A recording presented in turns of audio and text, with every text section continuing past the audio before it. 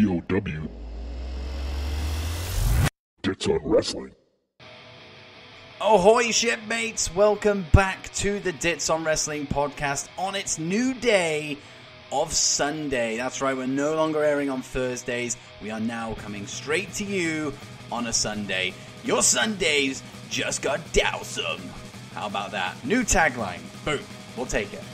This is like a huge episode. It really is, for a number of reasons. Like, this is kind of like the rebirth of the Dow Pod. You know, it's something I've looked at, you know, for a little while, kind of changing it up a little bit. And like I said in, you know, the last episode when I was talking about, you know, the changes that were coming in, it is born out of necessity because of, you know, how, you know, the wrestling landscape has changed in the last couple of weeks with, you know, shows airing on certain days, you know, more shows being available to us now, you know, SmackDown now on a Friday.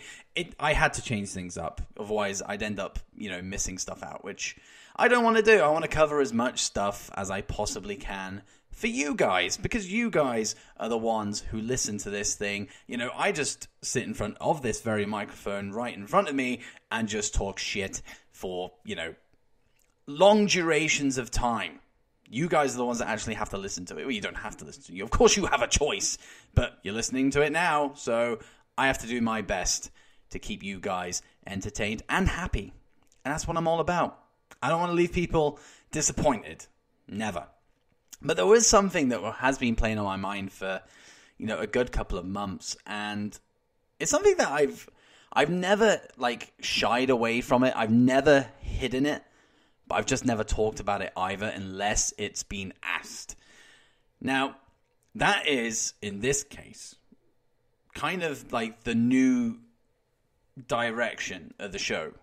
Because I like, you know, this thing needs a gimmick. At the moment, it's just a podcast. It's just a wrestling podcast. But it needs a gimmick. I have a gimmick, and here it is.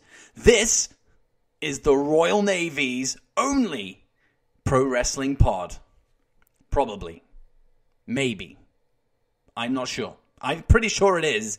I'm 95% sure it is. But hey, I'm the unofficial Royal Navy podcast. And why is that? Well, I think it's kind of obvious. I am currently serving in the Royal Navy, and I thought, you know what?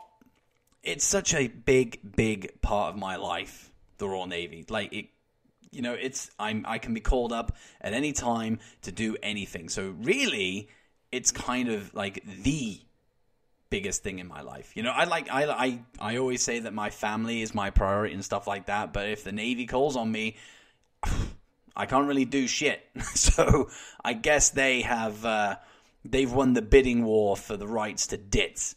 But I figured, you know what, that's a big part of my life, so hell, let's exploit it for the podcast. Let's do something about it. And that kind of starts with doing stuff like this. So I can now play nautical, like, themed music, and it wouldn't seem out of place anymore. It would not like I was ever considering doing it anyway, but now I can play this kind of stuff, and it fits. Huh? It fits, because I'm in the Navy. How about that? Now, of course, you know, that's not the only thing that's coming with this podcast now. You know, that's just the gimmick. That is the tagline. It'll probably be a t-shirt at some point in the future. Who knows? My one viewer / one listener, they'll probably want to wear it. You know, you're listening to it right now. You know, you'll tell me more, you know, if you head over to Twitter and just let me know. Oh, you know, I would buy that t-shirt. I would buy that t-shirt. But, you know, if you don't go to Twitter and you don't tell me, then I don't know what you want. You know, you're the only person listening right now, so I need some assurances from you, my friends. I need some assurance. But that's not the only thing. That's just the gimmick of the show now. The Royal Navy's only pro wrestling pod. Probably. That's the gimmick. But stuff is changing. The big one, which is the focus of this episode because it is completely new to this show, is AEW highlights. I've touched on it in the past, very, very briefly, where, you know, I've just gone, oh, you know, this happened on AEW. Yeah, this cool thing happened.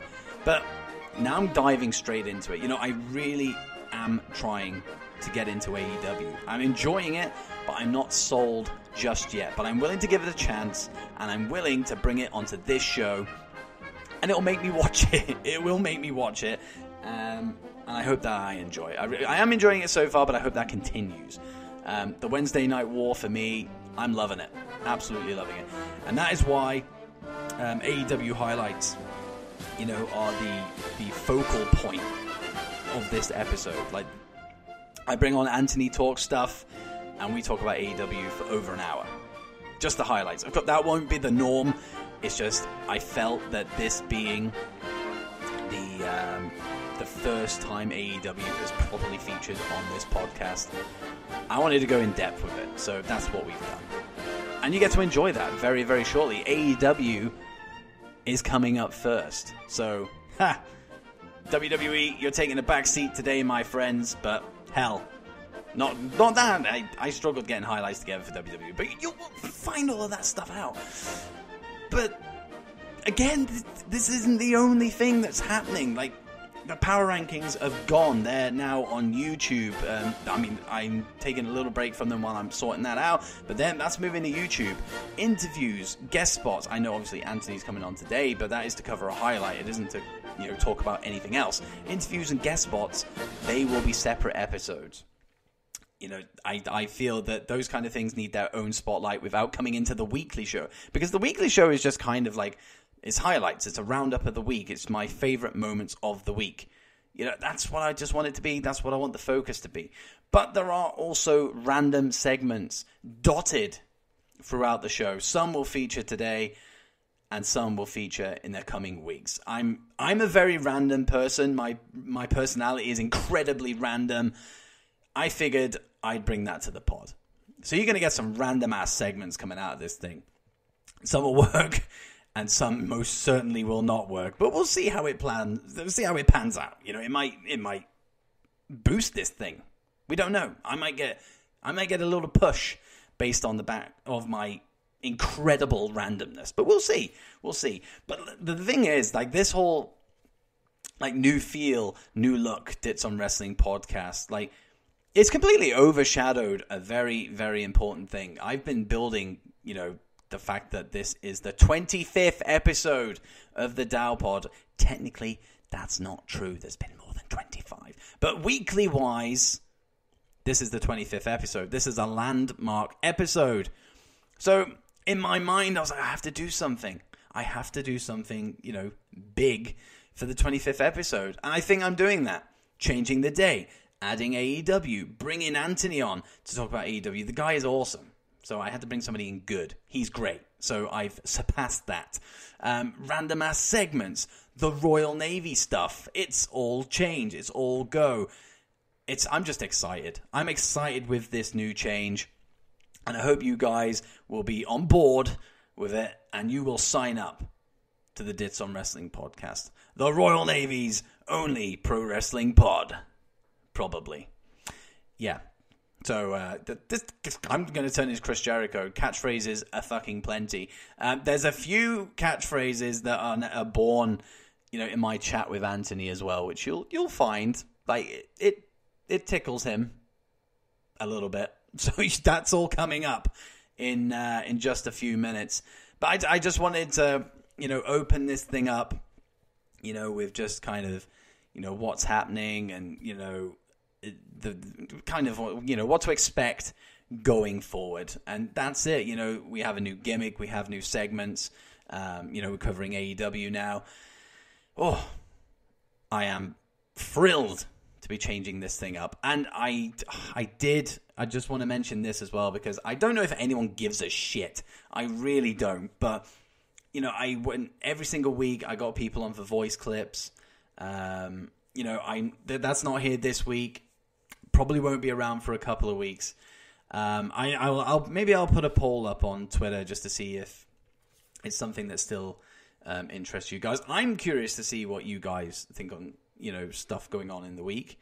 So maybe I don't know if I want to bring it back. I want this to be an interactive podcast, but we'll see. We'll see how it goes. Jesus, nobody texts into this show. Fuck me. Twitter messages and Twitter tweets. That's what you call them. Tweets. Fucking hell, I'm on Twitter all the time. How do I not know that? Tweets I will still be reading out. Not this week, but next week I will start reading out tweets again. Stealing tweets from my timeline, to a point where people are like, huh? You used my tweet? Like, what tweet was it? I was like, well, you have to listen to the episode. Yeah, I'm not doing that. I'm just, thanks for using my tweet, but, I'm not going to listen. Well, fuck you then. No, it's definitely not the case. Definitely not the case. But, let's kick this off with the first, before we get into the AEW highlights, of course, with the first bit of random BS that you are going to encounter on this show. Here it is. It's time for the laugh of the week. There is a lot of shit that happens in wrestling every single week that is incredibly laughable, especially WWE. I'm pro WWE. I'm very positive when it comes to WWE for the most part, but Jesus Christ, it's not always good. And that's where Laugh of the Week comes in. And this week is sponsored by Eddie Murphy. That's right, this is the Eddie Murphy Laugh of the Week, and here it is. I'm Shorty Gable. Actually, let's shorten that up. I'm Shorty G. I'll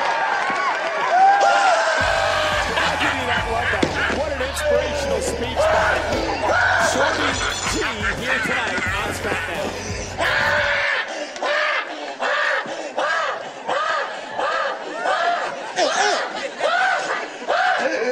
Yeah, I think he summed it up pretty well there, Eddie. Thank you for that. Yeah, Shorty fucking G. Wow. I knew that it was rumored like 2, 3, 4 weeks ago, however long it was, that this Shorty G was being thrown into the mix. And then, obviously, Chad Gable had all the short jokes leveled against him. Before, here it comes. And then last week or the week before, he's now Shorty Gable, which was bad enough. It was bad enough. But we thought maybe that's just where they'll keep it. That's where they'll keep it. But no. This week, Shorty G. Oh boy. That's the laughable stuff that I was just talking about. It's bad. Really, really bad. I mean, it's great that he's on TV and, the whole, message of everything he was saying about being true to yourself, all that kind of stuff. Great. But let's not have Shorty G as a punchline to that whole thing. Ridiculous. The whole thing was ridiculous. But there you go. The first laugh of the week was a good one. Shorty G. Jesus, man. No, wait. But that's that randomness out of the way. Like, as I promised, randomness everywhere. It's time to get into something that I've been really looking forward to covering all week. It's time for those AEW highlights. With Anthony Talk stuff, this is really good, really fun. Hope you enjoy it. Yeah, it's really good. Jumping on board that AEW train. So here we go. AEW highlights. Let's get into it.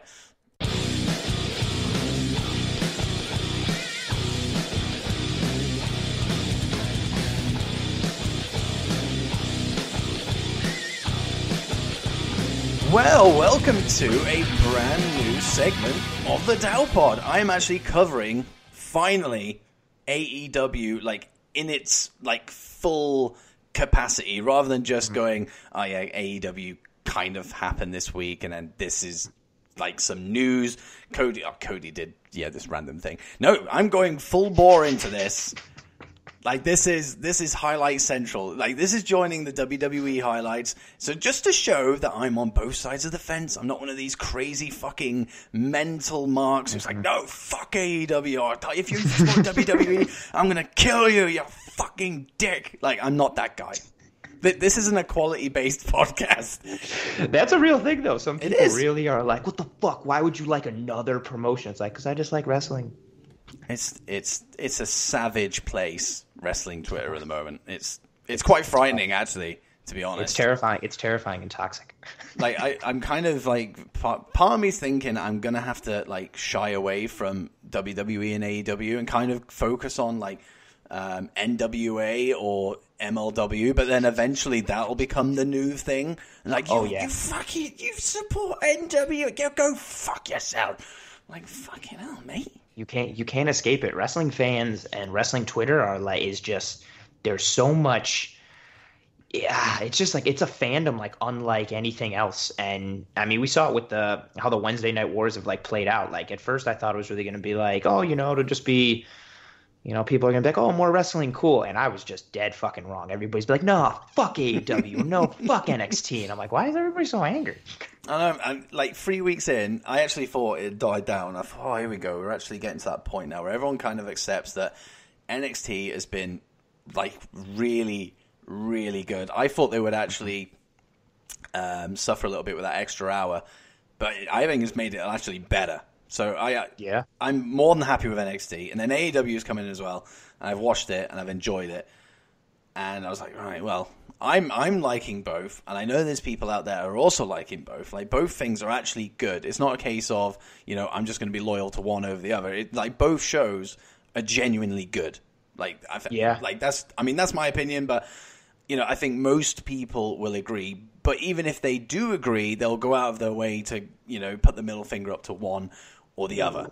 Definitely. They'll find a way to complain, and that's just the fucking nature of it. Yeah, and that's why I just thought, right, 3 weeks in, we're away from it, and then ratings have now taken over it as well. So people are like, oh, yeah, well, NXT's only getting like 750,000 or whatever it is, and AEW is getting like an average of 1 million. I was like, I don't really care. Who's winning the war? NXT's failing. Oh, WWE sucks. This and that. No, it's just too. I think the way you've gone about it is really good. I know from listening to previous episodes of yours and like the talks we had. I know you're mainly like a WWE guy, and you're not too familiar with like New Japan or like things like that. And so I know you obviously know who like Cody is, but I think you went about it the right way and like legitimately giving AEW a chance to be like, all right, cool, let me check this out. And now that it's able to be broadcasted over in the Queen's country over there, you get the chance and you're open and you're willing and you're not closed off and unnecessarily angry and violent for no reason at a company deciding to do something wrestling related. Yeah, and this is the thing. Like, I'm still not fully invested in AEW. Like, I'm not. But you're giving it a chance. I'm giving it a chance. Like, I'm not gonna, bow out now. This is the thing. Every single week I've watched so far, I've enjoyed it. But like I said to you before we started recording, like the first episode, like that aired here in the UK, had its issues with ITV Hub. Any UK fans listening right now that went through that whole ordeal will know exactly what I'm talking about. That it was a mess. And then week 2, I just wasn't into it. I was watching it downstairs with my wife, and I think my kids were running around as well. So I didn't really give it my full attention. But this week, I actually did sit down and watch it and enjoyed it. And I also enjoyed the bits that I did see from the previous 2 weeks as well. So it's not that I'm not enjoying it. It's just I think it's just new. I think because I'm just so used to WWE, seeing something a little bit different. I think AEW is a lot more spotty. It's a different feel, which is good, but it's just taken me a little bit of time to get used to. And speaking of new, obviously this is nothing to do with AEW or WWE for that matter. I actually did check out NWA Power.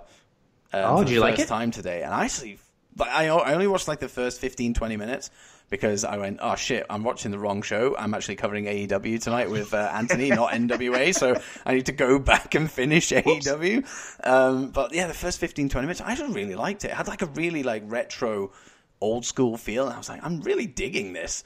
So I'm going to I'll probably either watch it after we finish recording, or I'll end up watching it tomorrow after my like spree of SmackDown and NXT. But I'm definitely gonna have a look at it. And hey, you never know, if it ends up being great, it might feature on the show. Ooh. Oh, you never know. Oh, got to build that anticipation. That's a good plug. Well done. Yeah. So WWE, AEW, and NWA Power. Oof. It's a lot of letters. Yeah, that's a lot of content as well. I actually changed things up to shorten things. just keep adding, get it all in. No, just keep putting on more. Instead of shortening it, just keep lengthening everything until you just can't keep up anymore. Just like 4-hour marathon episodes. Oh, what did you think of wrestling this week? Well, I will tell you exactly what I thought of wrestling. But let me go on 1,600 tangents along the way. Yeah, you're into it. I was going to shorten my like 30 or 40 minute pod down to like 20, 25, and then I just decided to make it 6 hours long per episode, and I think it's going to work. Hey, there'll be some crazy person who's sleep deprived that will actually find pleasure in it, I'm sure. But Oh, dude, that's an untapped market. Market yourself to the insomniacs who can't sleep at night, and you might have yourself a new demographic. yeah, I'll market. alter the tone of my voice. It's a little like it's got a little mono to it at the moment. It's like very, but I could just tweak it just that little bit so they just go, oh god, this guy seriously. Yeah. You could be the cure for insomnia. I could. That's a big thing. I need to spread this around the GPs in the UK. I really do. Really? I say, look, guy, look, you got people with insomnia. You fucking get on Apple Podcasts. It's a plug. It's a free plug. Mm-hmm. I say, just get them on Apple Podcasts. Listen to my show. They will sleep within like 10 minutes. I know for a fact that Josh Robinson, who listens from Australia, he listens to this whilst he's going to bed. There's a reason for that. It still counts as a listen. It still counts as a listen. It still counts as a DL. But yeah, it gets him to sleep. Still counts in the analytics. Yeah, for my many sponsors that I have to please at the moment. Christ. Mm-hmm. Yes, and speaking of tangents, of course, that is what we've just done there. Yep, no surprise. But no AEW surprise. highlights.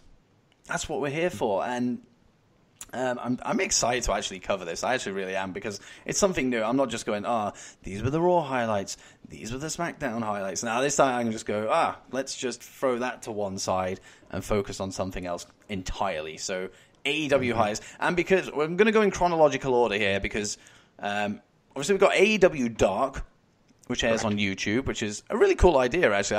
I really like the concept of it. Matches that don't air on the weekly, you get to watch them on YouTube. I mean, that's pretty cool, for free. Now, I obviously didn't watch that. But it does air before the Dynamite show. But you did watch AEW Dark. So what did you think of it, mate? I guess I'll start with the biggest highlight from Dark, which was just that Kenny Omega and Joey Janela match. Like, I'm not a big Joey Janela guy. I find some of what he does to be interesting, and he takes like ridiculous bumps. And then on the other side, I think Kenny is still one of the top 3 wrestlers in the world. But that match was phenomenal. Kenny took some pretty good, like, hardcore bumps, especially for when you're putting it into the content or the concept of, again, like a dark match. Janela and Kenny put on like a pay-per-view quality match. I was legitimately impressed. The spots that they pulled off, the bumps that they took, and I like how they incorporated it into the story. Like, the Dark started off with the Bucks talking to Tony Schiavone, and Kenny kind of came in and was like, guys, I'm not on Dynamite this week. And they were like, oh, like, you need to rest and relax. Moxley put you through a fucking glass table last week. Just chill. And Kenny was basically like, no, fuck that. I want to wrestle. So I got myself put in a dark match against Janela in a lights out, like anything goes type of match. And I just thought it was cool that they really tied it into the story. Like, granted, it's a dark match and it's not going to be on TV. It's just going to be on YouTube. But I thought they still did a good job of making it matter and adding to the believability piece. I thought that was awesome. Yeah, I mean, I've obviously I haven't watched it, but I know, like, just flicking through my Twitter feed, people were pretty high on it. But one thing that did come up, actually, it did make me chuckle a little bit, actually. Omega, I think it was probably about 2 weeks ago, he was saying, like, how anybody on NXT's roster would never make it into a dark match on AEW. And then, lo and behold, Kenny Omega in a dark match on AEW. Maybe they're trolling a little bit. Maybe they did that on purpose. Especially with how tuned in they are to, like, quote unquote, the business and the social media aspect. I feel like they do so much tongue in cheek, and that I find that very strangely coincidental. Yeah, and and obviously, as we said at the very start of this, people were definitely picking up on that. And some people would have been just like me, just like, that's funny. Other people were like, fucking Kenny Omega, fuck yeah. Fuck him. Gee, whoa, Christ, slow down, shit, mate, slow down. Woof. But no, I heard very, very good things about it. So I am going to go check that out at some point over the course of the week before the next Dynamite hits. But you've actually just jogged my memory, actually, because I did watch the first match of AEW Dark. I completely forgot about it until you mentioned that Omega went in to see the Bucks, and I was like, I did watch that. I remember that. It was it a freeway? It was a triple. It was a triple threat. They called it triple threat. Did they? Yep, with the librarian dude, Kip Sabian, and Sonny Kiss.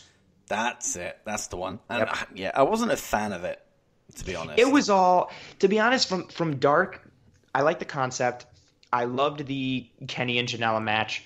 My biggest highlight from Dark, other than Kenny, the Kenny and Janela match, was Cody did like a little sit-down interview with Aubrey Edwards, the female referee. Ah, yeah. And that was really cool. She talked for a little bit about like being a referee and not knowing if it could be a career. And then she worked for WWE for several times and they never offered her full-time, but it made her kind of realize that could be her full-time profession and job and what she enjoys so much about AEW. It was a really cool connection to see with her, because I've never really like seen that before. Like, I don't know anything about like the referees in WWE or really like anywhere. Like, I know of like some stuff from like Red Shoes and New Japan and like Tiger, but like how often I don't know, like how often does any wrestling company market their referees and how often do they get interviewed? You don't really know a lot. The only reason people really know Earl Hebner is because he's been around forever and because he fucked over Bret Hart. Like,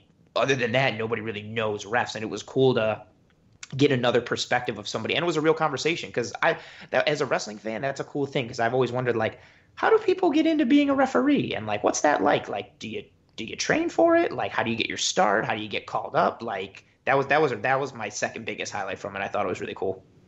Yeah, and I mean, this is actually going to feed into the actual highlights of Dynamite itself. We'll wait until we get to that moment, but there was a specific referee thing that actually made me go, this referee's got a little bit of personality. This is nice. I actually posted the video up on Twitter, so it is there for people to see who might have missed it. But it actually really amused me. It was so random. I was just like, yeah, I'm going to put this on Twitter because this is actually making me laugh quite a lot. But it's nice to see a referee with a bit of personality. But it's really good that Aubrey had that, like, kind of, obviously I know it was on Dark and not on Dynamite, but still she's getting that exposure, telling her story, and I think that's pretty cool. Yeah, it's a neat thing. I'm a fan of what they're doing so far. I hope they continue with it. And episode 3 this week continued on that fucking path of them just kind of hitting it every week and winning the Wednesday Night War and fuck NXT and WWE sucks and blah blah blah blah blah. But it was good. I liked it. I liked it a lot. I'm excited that we're going to talk about it. I'm very excited. Did anything else worthwhile happen on AEW Dark, by the way, before we jumpstart into the meat of AEW? No, not really. The Kenny match was really good. The thing with Aubrey was cool. And then we basically just had like a super tag match. It was like Jack Evans and Angelico and the Dark Order, who I hate the Dark Order. I think they suck so hard. I guess they've done like cool stuff on the indies in different stuff. I don't really know a lot about them. When I was live at Double or Nothing in Vegas, and when the lights came on and they debuted, nobody in the arena had any fucking idea who they were. And I was also at All In in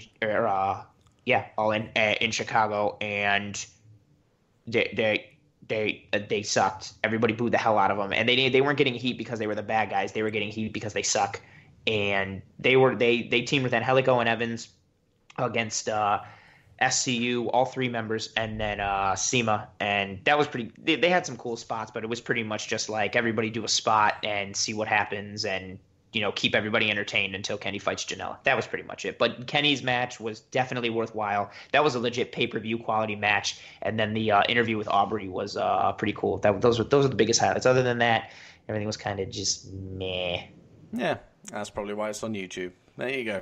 That makes sense. Yeah, but the actual Dynamite itself, I have a few highlights from the show. I've got 4, actually, and not all of them are matches. Of course, we did touch on one before we start recording, which we'll get into. Mine's pretty much in chronological order.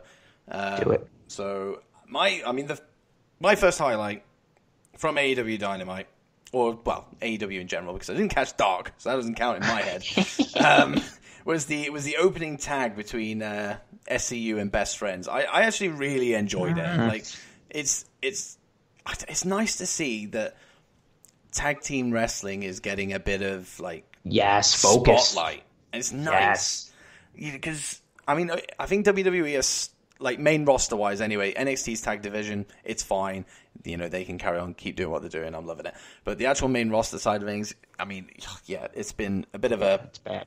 Yeah, it's been bad. Yeah, it's been bad. It's shit. They basically, and they fucking put Ziggler and Rude together to win belt. Like, you have a bunch of good tag teams. Why did you have to put these random fucking mid-carders together to win a tag team thing and get a title shot? Like, what the fuck? Yeah, it's... Just give the actual tag team some burn. They deserve it. It was strange. But I was starting to warm to it a little bit, but then in came the Viking Raiders and just changed that up this week, which I liked. I was a big fan of that.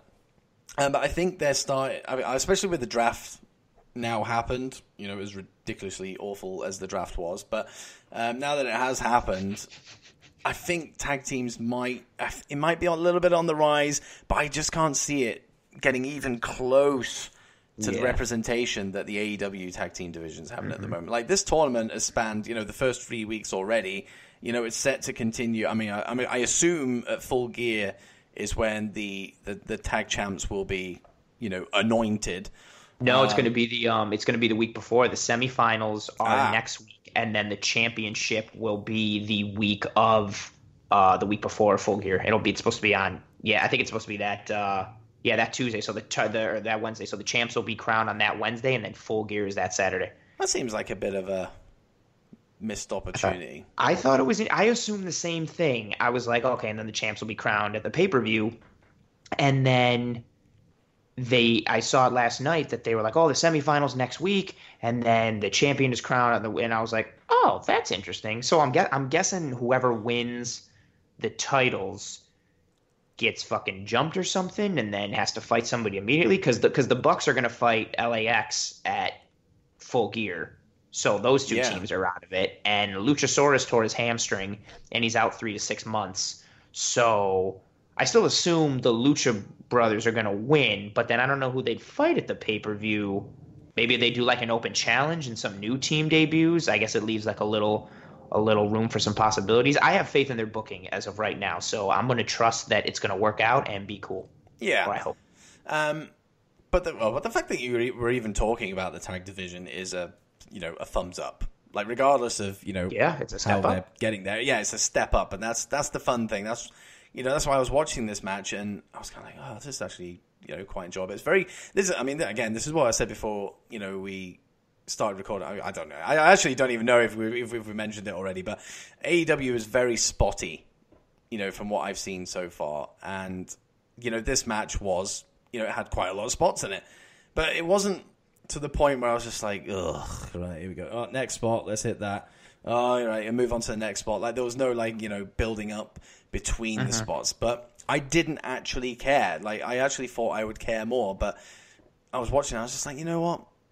It's not phasing me. Like, I'm just sitting back and just watching some good tag team wrestling. Like, there was a couple of things in there that, you know, I was a little bit, but I think that's just more because I'm, like, institutionalized with WWE, where you know, like, people aren't just allowed to run in just willy-nilly. Like, there's a lot going on. No tag, they're not holding the tag ropes. There's weird tags being made. In fact, actually, I think Kazarian tagged in when he was outside of the ring. When he was on the apron next to Score, I thought the same. And I am not, like, completely WWE institutionalized at all, but I thought the exact same thing. He tagged him, and I was like, can you do that? I was like, I've never seen that ever. And I've been watching wrestling for a very long time. I was like, yeah, that was a bit weird. I was like, but then you always hear throughout the night, oh, it's at the ref's discretion. I was like, right? Does that really explain it? What's kind of cool is, and this will tie into my, you know, biggest highlight when eventually we get into it. I like the ref's discretion thing adds another layer to. I think AEW is really trying to make, with having records and the promo packages they do and some other things, I think they're trying to make it seem like a sport and seem like a thing, much in the way that New Japan does.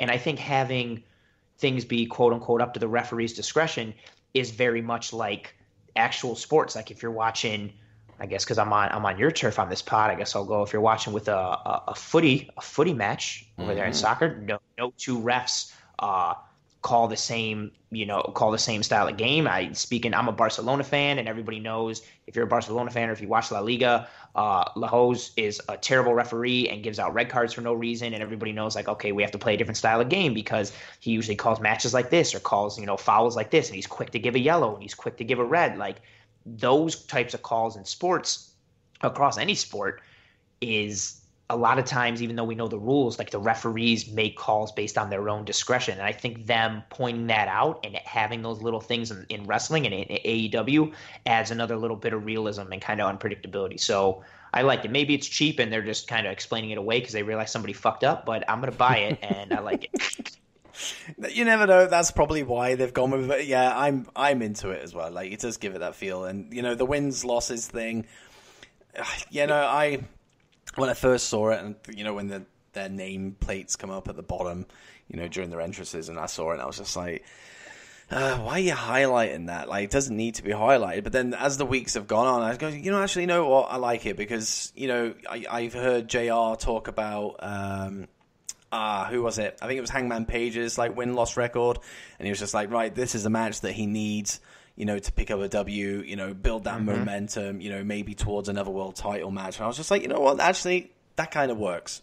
I like it. I like that too. And I'll like it even more as long as it like leads somewhere. Like if it means, okay, whoever has like the best win-loss record or best win percentage at, a certain point in time gets a title shot, or the person with the most wins in the month gets a title shot. Or I don't know if they use a storyline of like, maybe, Pac keeps being undefeated but isn't getting a title shot. He uses that like, I'm undefeated here. My win-loss record is this, blah, blah, blah. I want them to just use it, and I have faith that they will use it in a storyline. I think it's cool that wins and losses matter because they should fucking matter. And I just want it to lead somewhere. I hope they tie it in somehow, and it's not just like, oh, yeah, we're going to flash it up on the screen and make it a graphic. Yeah, and it's not a case of somebody just looking and eyeballing a championship belt and going, you get the match. What? Right. Sorry? I made googly eyes with the Universal title and now I'm getting the match? Fucking right. Like, I did. I don't want that. Yeah, it's nice to see that, this is kind of the way they're going now, which is good. But I think what we were going to touch on, both of us, with the SCU Best Friends match was Scorpio Sky. Ooh. And what a performance he put in that match. I mean, MVP Tremendous. Was his shoe, but I thought he was really good. That was arguably my first or second. I sitting here watching it in my house when his shoe got thrown back into the ring, I popped crazy hard. I almost jumped off the couch. Like I was stupidly ecstatic for something so small. It reminded me of ECW One Night Stand when all the fans were throwing Cena's shirt back to him and nobody wanted it, but this time it seemed a little more helpful. It was just cool to see that type of organic type of thing. I'm a huge ECW fan from seeing it when I was little, and part of what made ECW so good was the crowd interactions, and the crowd was almost like another character. I think a lot of crowds nowadays try to mimic that and make themselves part of the show, but back in ECW it was so organic, and I thought this, that shoe getting thrown back in was a little callback to that, and it was pretty cool, and it was a nice moment. It was unique, it was organic, and yeah, I think it added even more to what a performance from Scorpio Sky. They really did a good fucking job of like highlighting him, and that's how you build someone or let someone like get a jump on something, and that could very well launch him into like a popular singles run at some point because they have something to build off of. And he did it in his socks for the most part. He did it. I was thinking, I was like, is he gonna fall? I feel like that's not safe. Like all jokes aside, like that can't be like. That's still slippery. Like I was like, he's gonna eat shit at some point, and he did not. He fucking ran and jumped over the ropes in his socks. He's a fucking hero for me.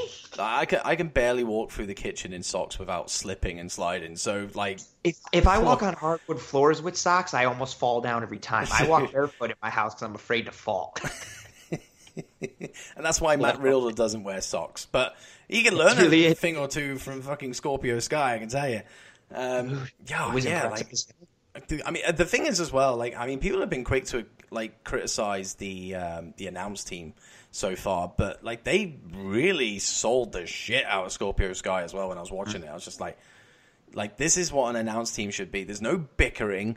There's no like just nonsense being just spewed out just to fill, a little bit of dead air. Like, there's none of that. Like, it seems. Could it be? It is. Yeah, there's none of that. Yeah, it was. I was just like, because my experience with Scorpio Sky is like nothing, literally nothing. I know he existed, like before I started watching AEW, but that's like a person. I know he's a person that breathes and walks around on this planet, but I don't know who he is. So this was really my first exposure to him, and this is where the announcers come in, because they need to sell him to somebody who doesn't know anything about him. I'm that guy, and they sold him to me. As well as what I was watching and knowing what I was seeing was great, I had that to back it up, and I had somebody like Jim Ross as well backing that up, somebody who knows his shit. And that's a good point. Like I have, when watching Ring of Honor and seeing SCU a lot throughout the years, like I'm not the biggest fan of SCU, but I'm most likely, as you just mentioned, I'm more familiar with Scorpio Sky, and I was even impressed and entertained with how they sold him, and what they did from an announcing perspective and what the match allowed him to do. And I think right there is just a good example of how AEW has been able to be successful so far. In like the Scorpio Sky example is a good microcosm of that. Like, here's someone who you don't really have any exposure to, and I have a lot of exposure to, and they managed to make both of us care about it in almost the same way. And that's a fucking really good job from an overall like booking and creative perspective. Yeah, that's a win. Yeah, big time win. Big time win. It was a great way to start the show, and everybody, I think from then on, everybody was fucking pumped. Like, that shoe definitely helped, but that like the energy and that's the purpose of a good opening match. It was fun that this match had some good spots and did stuff, but it's the same in kind of like an opening act for a comedian or a concert or anything. Like, your opener needs to get the crowd like jacked and get them ready for the rest of the night, and this match fucking nailed that. And they potentially may have launched somebody into a popular role going forward. Absolutely.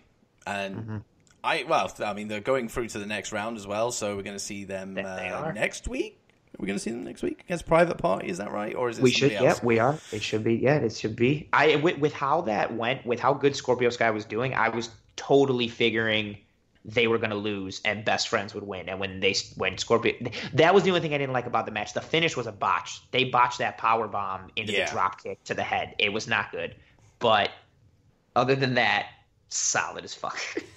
And this next highlight is something that I actually thought I'd be on my own with this, but it turns out not so much. You are of the same opinion as me that this is a deserved highlight for the AEW highlights on the show this week, and that is the Cody Rhodes promo video that he did. Like, I watched that, and the only other promo video I've watched was the one they did with Darby Allin. I think it was last week, maybe. Or maybe they released it on Twitter. I can't remember, but I watched it and I was like, that's pretty cool. It's got good production value. It's not like WWE. Don't get me wrong. I love WWE's like promo videos and stuff. I think they are like grade A. Like, they're so good. But when I saw the Darby Allin one, I was just like, that was really good. It's nice to see that it's not half-assed. It's not half-assed in the slightest. And that could be a thing that's hard for a company to do right out the gate. Like, if you don't have your good, WWE's been in an empire for forever, so their production is top notch. Like, it could be easy for a company to struggle out of the gate, especially like debuting so young like they did. Yeah, but I mean, if anyone did have that doubt that AEW wouldn't be able to kind of match WWE's production values, I think that was squashed with this Cody Rhodes promo video, because don't get me wrong, initially when it started and they were in the kitchen and Brandy came in, I was just like, I didn't like that part. I was like, what is this? This is just weird. I don't. Why would I mean, obviously it's wrestling, but I was still kind of thinking like, why would there be a camera in there while she's discovering dates? I was like, why does she not notice the camera? And then I was like, did she just walk it out? Then I thought, like, how long has Cody been sitting in the kitchen with the camera on him, just in silence? Just waiting? Has he just been waiting for her to come in? But then I was like, it's wrestling. So I've just explained it straight away. It's just wrestling. But then as he left the room, and then it started building up, Cody himself, and then ultimately his match with Jericho at Full Gear. Like, that was it. I was in. Like, it was just so good. Like, his training, like, guys like DDP bigging him up. You touched on it as well, like, before we started recording, about the JR and Tony Schiavone selling the fact that he's not just a wrestler, he has this other role, and they're including that, they're incorporating that into AEW storylines. Because like when Triple H I hate to fucking keep bringing up WWE, but the comparisons are there to be made. When Triple H wrestles at WrestleMania, like, there is absolutely no mention, as far as I'm aware, there's no mention of, he was doing press, and he was in a business meeting, like an hour before the show kicked off. He was NXT the night before running production, yada. They don't mention any of it. Yeah, they don't get any of that. But they went straight in, like, straight away. This promo video, bang, straight in there. Cody's probably done about 2 business meetings, before he's even starting to think about the match. Whereas Jericho just shows up. That was my biggest highlight of the night, and it may seem so small or minuscule, but the promo package overall, and especially for me, like, I think Cody is tremendous as like a talker, and he's tremendously charismatic. I do not like him in the ring. I loved his match against Dustin at Double or Nothing, especially being there live for it. It was fucking awesome, and like the fact that they made me care, it felt like an old school WCW type match. The blood was great, awesome. But other than that, I am not a Cody fan of his in-ring work. And so when I see him, I'm always just kind of like, but this promo was great. I love the pacing, I love the shots, the story, and you touched on it. Like, that was just such a cool fucking thing for them to acknowledge and be like, Jericho just has to show up and worry about wrestling. Cody has to do the promos and do this meeting and then that meeting and then talk to this person and then get ready and then wrestle. And it was that believability factor, that cool piece to tie in things, because it's not like it's just unspoken where it's like, like he's the executive vice president, but like we don't speak about it. Much to bring it up, unfortunately, much like what WWE does with Triple H, where they don't acknowledge it. Like, I thought that was just a really cool, unique thing, and that promo package was awesome. DDP, doing the Dusty Rhodes impression and saying like a quote that Dusty said added so much to it. Yeah, it was just like a really.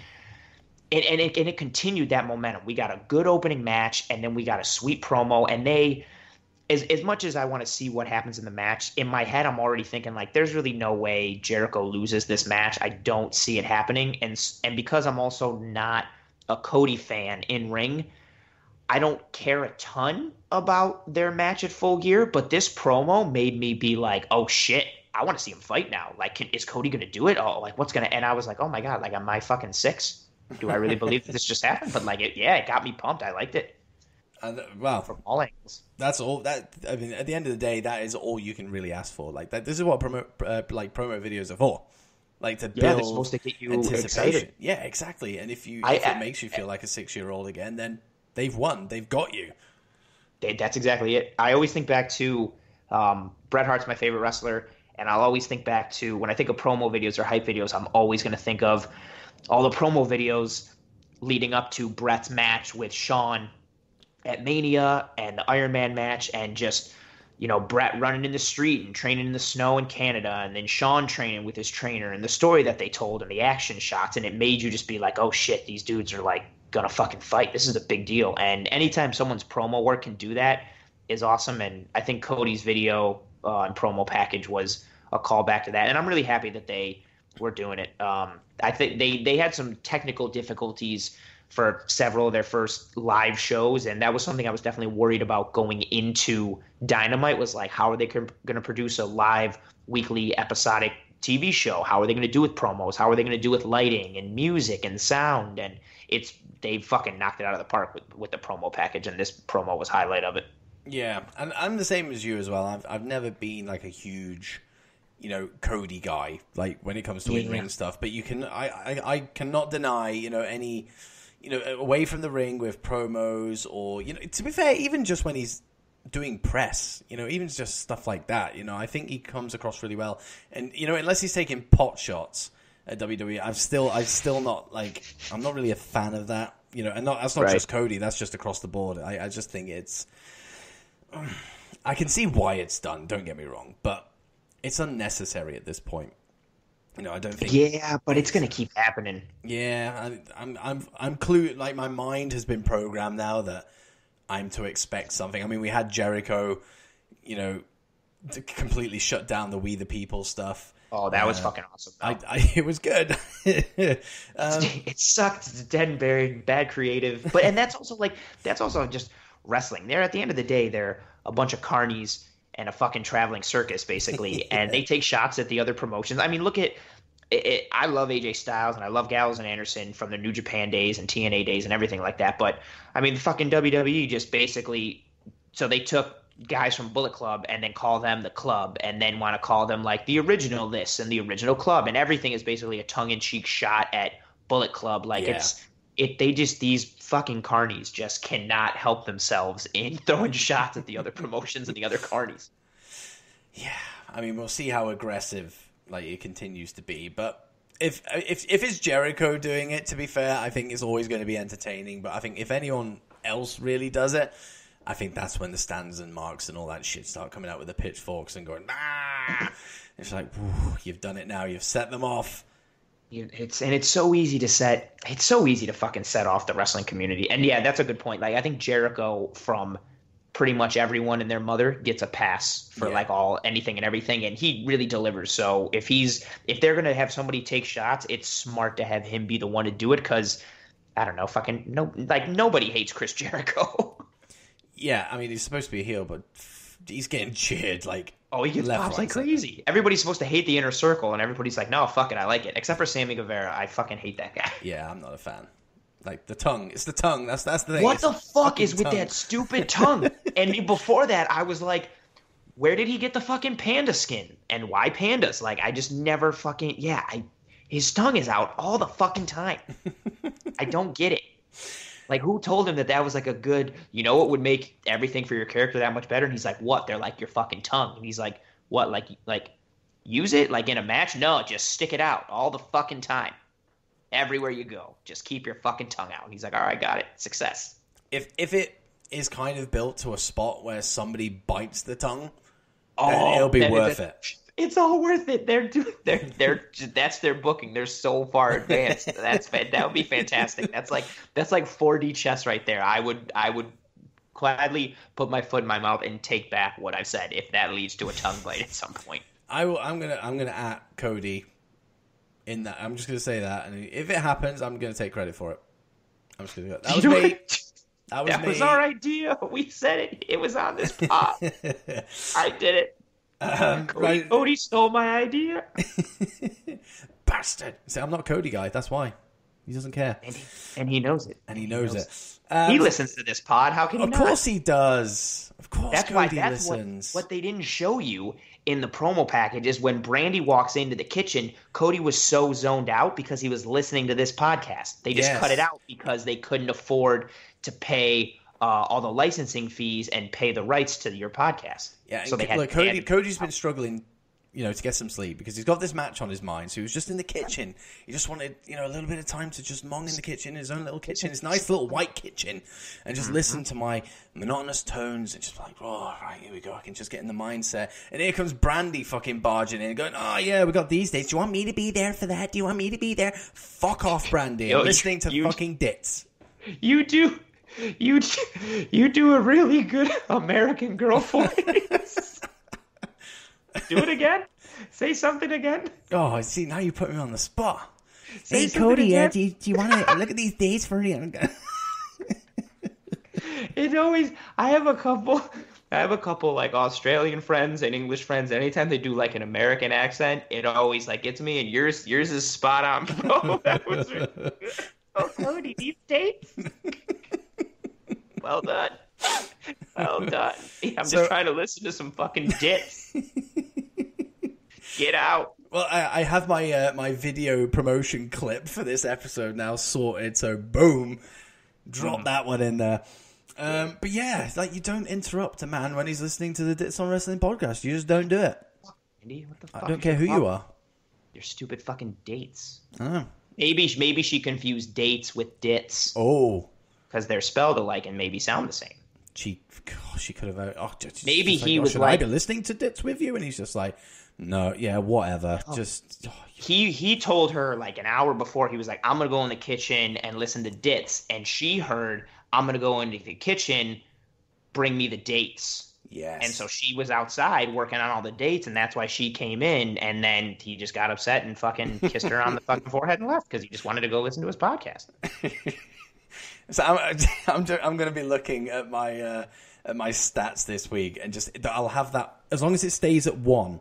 As long as it stays at 1. You'll know it's Cody. And I'll know it's Cody. I'll have a look at like the geographical locations or whatever the fuck that thing is called. I'll look at it and I'll try and work out where he lives. I mean, I say work out. I'll just Google the fucking thing. Yeah, just look it up. Just look it up, and I'll see where he lives, and I'll be like, boom, I've got him. One person listened to it, and it's from where he's living. Coincidence? Coinky dink? I think not. I fucking got him. Yeah. Brandy's all over this podcast as well, so it might be 2. It might be 2 from the same location. And of course, it makes sense. And if the dog is listening, then if Farrell's listening, that's another third. DDP's probably listening to it because he's probably going to see what's up with Cody, and then he's like, "Oh man, what's up, Cody? Are you going to train? By the way, what podcast are you listening to? It's fucking awesome." And then MGF gets on the train. Oh, it just becomes this complete phenomenon. It's and then you're on before you even know it. That's amazing. And then they realize the tangents that we tend to go on. I was just going to say, it's a good this thing. podcast. Are they going to talk about the AEW highlights instead of this fucking made-up scenario? Speaking of AEW highlights, so my next highlight that I've gone with is another tag match. But it's Moxley and Pac or Pac. Pac or Pac. What the fuck do people pronounce that shit? I thought it was always Pac, and then JR has been saying Pac, but I feel weird saying Pikachu. It feels weird saying Pac, so I'm going to keep saying Pac even if I'm wrong. Yeah, we'll go with that. Against Hangman Page and Kenny Omega. Like, I really enjoyed this match. Like, it wasn't as like spot crazy as the other tag matches in the show, but it kind of had like a story. Everyone kind of had like a thing with each other, with the exception of, saying that, I don't know. Has Omega had like anything with Paige so far? What do you mean in terms of like any story or, like anything like that with AEW so far? Not really like officially, but just more of the, everybody knows like, Paige was rolling with the Young Bucks and Kenny and Cody and Marty Scurll and that whole crew over in Japan. So it's more just like they're, friends and acquaintances, and everybody knows that they like would work together if need be. And it's kind of like an unofficial official thing. Yeah. So everyone's kind of connected in some way, shape, or form. Correct. Whether it's in AEW or outside of AEW, because obviously Moxley and Pac, Pikachu were in WWE together. I really enjoyed this match. How did you? Did it tickle your pickle? Yikes! Yeah, I liked it. Again, not to compare to but I'm very wary of like the WWE model over the last several years, which is like, okay, like Wrestler A fights Wrestler B at the pay-per-view in 4 weeks. So this week they're going to fight each other in a tag match. And then next week they're going to fight each other in a singles match. And then the week after there's going to be a run-in. And then the final week they're going to kind of fight each other again. So I'm very wary of like, oh man, like fucking Kenny's going to fight Mox in a couple weeks. How much are they going to be in the ring together now? What's going to go and how's it going to go? And what are they going to do in the next week? So I was like anxious about it a little. But I came away really pleased. First off, the match itself was just a good match, good spots, good storytelling, and yeah, my pickle was tickled. That sounds fucking weird saying, but yeah, it was. I liked it. What I liked too about it was Moxley's promo before the match. Yes, where he was sitting. He's sitting in the empty like arena in the seats, basically talking shit about Kenny, and then was like, Pac thinks I need him, but I don't fucking need him. Like, I loved how this match was just a means to an end for Moxley. Like, he didn't want a team with Pac. He didn't give a shit about him. He's not in it to make friends. He just wants to beat Cody he wants to beat Kenny, and he wants to show everybody like that he's better than Kenny and that he's the top of the food chain. And I thought this match really nailed that. Like, the pacing was good, the spots were good, and then the ending was just solid. Like, Mox wanted fucking Kenny, Pac got in the way, Mox fucked up Pac and then just left. And I like that it's created like a mini feud between Moxley and Pac as well, because you had the little thing last week where, Pac came down and hit Kenny, had that, and then this week, obviously, the tag, and, he flipped the birds, gave him a, what does he call it now? It's not Dirty Deeds anymore. What's it? Death Rider. Death Rider, that's the one. Gave him one of them.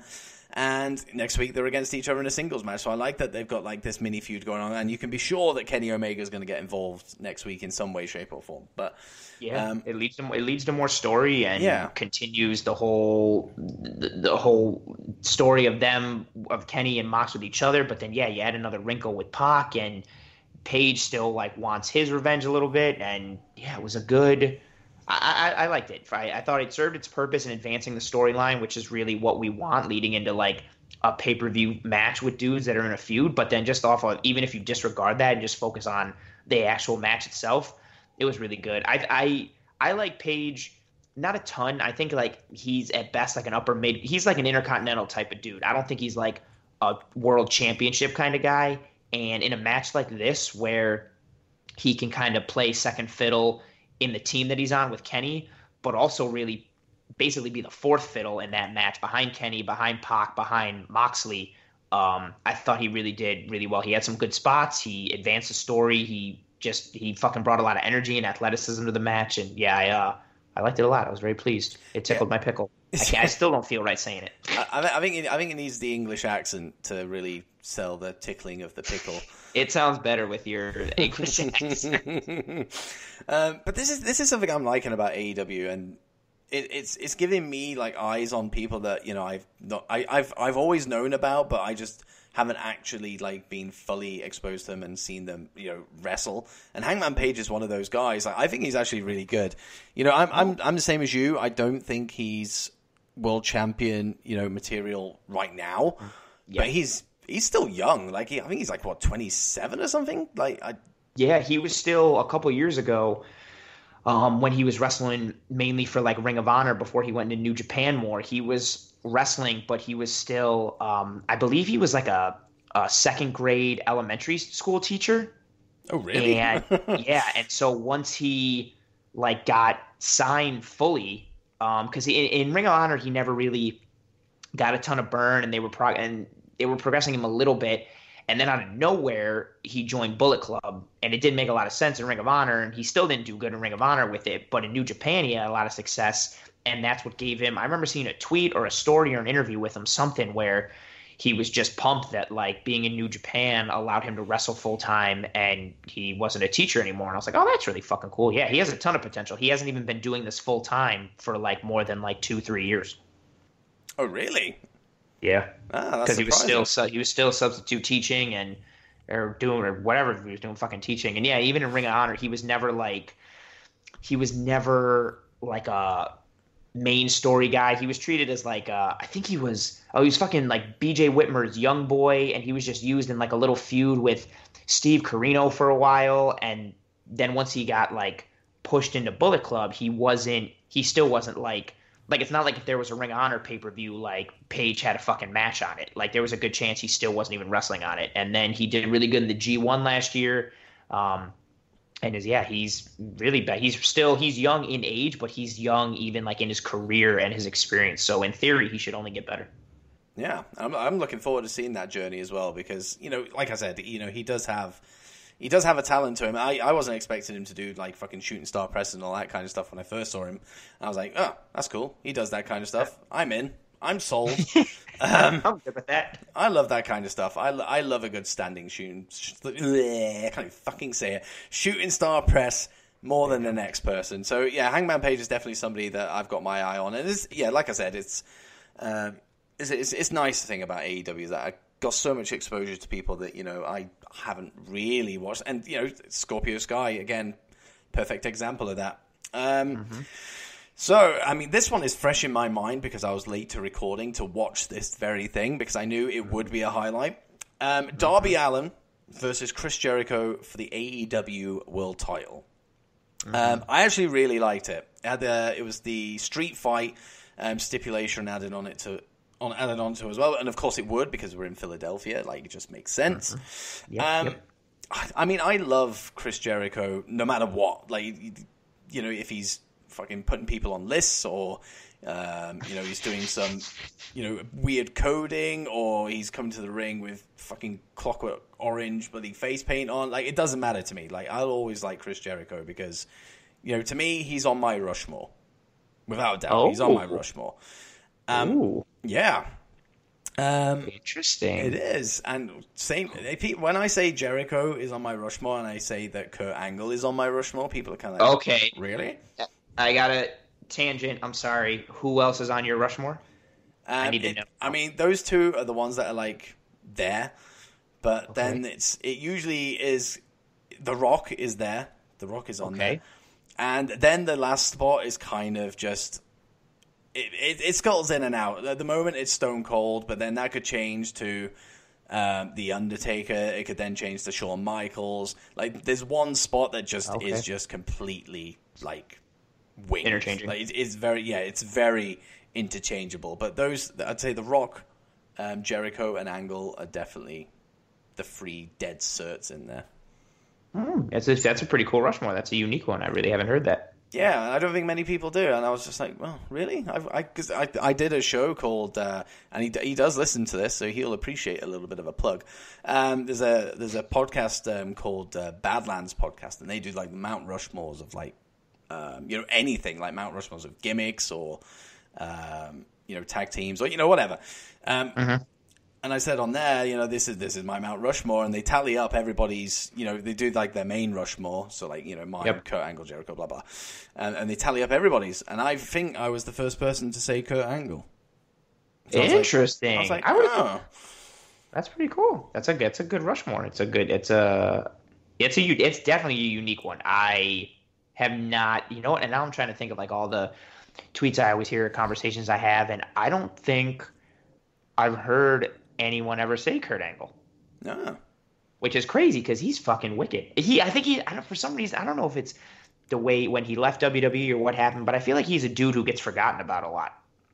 Yeah. I think it's a combination of TNA and then how kind of... I mean, I've not been a fan of his last run in WWE, both as GM and, you know, part-time wrestler. It's just... It was shitty. It was shitty. That's the perfect word, really. It really is, and it pains me to say it. It really does. But did it tarnish him a little bit? You know, maybe. But I kind of forget it that it ever happened. And, you know, my memories of Kurt are, you know, peak time Kurt. So I'd say that's why he's on my Rushmore, and it's probably why he's not on many other people's Rushmore because like the guy who was like the fucking idiot GM who was just like, duh. Like the guy who lost to fucking Baron Corbin in his last match? That guy? He's on your Rushmore? Yeah, like I could see why, you know, maybe based on that, you know, he's not really tickling other people's pickles. But anyway, we tangent once more. Yeah, I apologize. I knew that was a short tangent, but I couldn't help myself.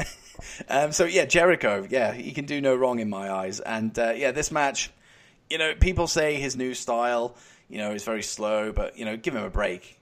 You know, he's not... He's like, what is he, like 46? Something 47? Like that, yeah. But you can still... Look, he's a 46-year-old man, potentially. Oh, no, I think he's 48, actually. I think he's 48. I think I saw him, like, put somebody down on Twitter saying, I'm 48, you idiot. Somebody said he was 50. Even more impressive. But he's a 48-year-old man who can do a lion salt, and he's a 48-year-old man who can still entertain me, you know, by wrestling. Like, so, you know, fuck what people say. Like, I enjoy Chris Jericho. I enjoy his in-ring work. You know, he can still put on really, really good matches. And, you know, I actually thought AEW would use him, like, quite sparingly. But he's wrestled, like, every show so far, I think. He has, and I thought the same thing. Like when he was starting to get mixed in more with New Japan, I was like, oh, that makes sense. He'll wrestle like twice a year, or he'd make an appearance, and then when he'd fight like Kenny or Okada or Naito, it was like 3-4 months after, and I was like, okay, that makes sense. He can train for like 3 or 4 months and get in shape, and then wrestle once, and then have 3 or 4 months to rest, yada yada. But he's been getting, like you said, like a lot of work in ring for AEW, and I wasn't expecting that. When he got the belt, I figured, like, I was like, okay, it makes sense. Make him the face for the initial run and going into TV. Use him as the mouthpiece, use him on social media. He can do all the interviews. He can do all the promos.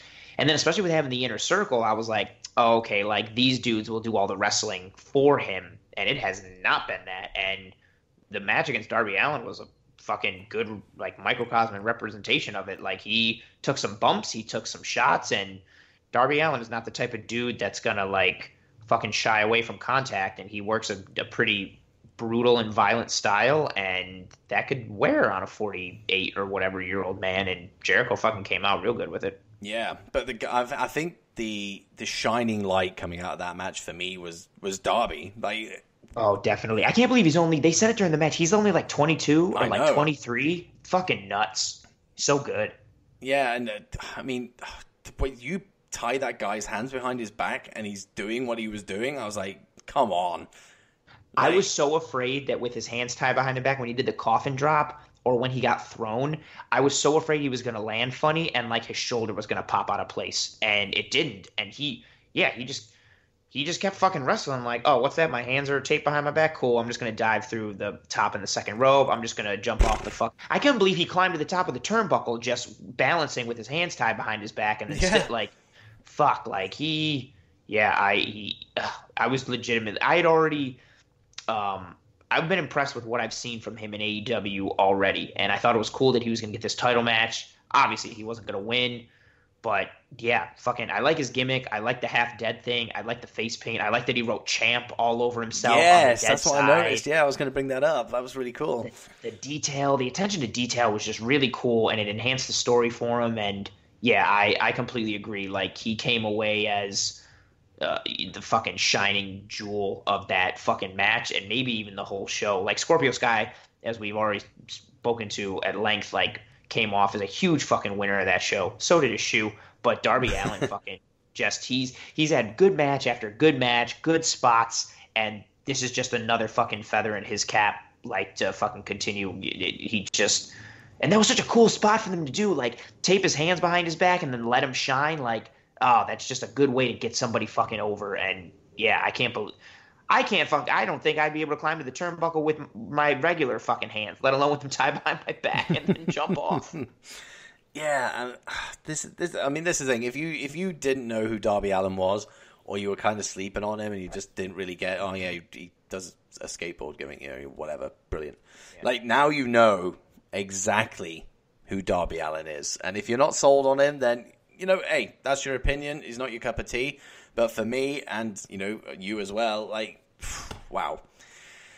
Yeah, and it could have gone like south. You have like a young dude, 22, 23, and he's main eventing against one of the best of all time, who's towards the end of his career, and he's main eventing on the 3rd episode of a brand new company show on live television. Like, that could be a big moment where dudes like kind of fade away or don't step up in the spotlight, and he did not. Like, he fucking answered the call and rose up big fucking time. I was definitely like, because even though Jericho can still go, I'm thinking going into the match, I was like, how is their style going to work? Like, Darby takes a lot of bumps and he's really athletic. Like, I don't know how that's going to work with Jericho, who is a bit slower now, but he can still go. Like, how do they mesh? And Jericho's a fucking pro and can work anything on everyone, and Darby fucking played his part tremendously. It was fucking awesome. Oh, I have to actually shout out my favorite spot of the match, and it actually wasn't something that Darby did. It was when they were outside the ring and Jericho caught him under the the ringside barrier and just like guillotined into it. Oh yeah. I love that spot. Like I remember obviously I watched the match and then came up here, and whilst I was sitting here like sorting out the settings, like that was the thing that was still in my head. I was like, that was such a cool fucking spot. I've seen it on, like, you know, you see them do it on the ropes and stuff, but never, you know, on the ring barricade. I was like, fuck. That was a cool spot. I think my favorite, much like my favorite things of the match, much like yours, were little small details. I love the way Darby was using his speed and would like how smooth he was and how he would like slide on his knee and like hook himself around Jericho and like come around behind him for like a German or like duck under a clothesline instead of just running under the clothesline. Yeah. He'd like, slide on one knee and pop back up right away. It was so smooth and so fluid, like that. I just like watching him move in the ring. It was just really impressive. And the match didn't actually end, you know, how I would have liked it to have ended, you know, with a clean finish, but it all feeds into, you know, the storyline of the Inner Circle and all that kind of stuff. Jack Hager came out and, you know, cost Darby Allin the match. I mean, he was about to go for what I assume would have been a moonsault or something. Coffin drop, yeah. Or a coffin drop, yeah, But now this leads into maybe, I don't know, Darby feels wronged, and now we get Darby versus Hager at Full Gear. I mean, and David Goliath.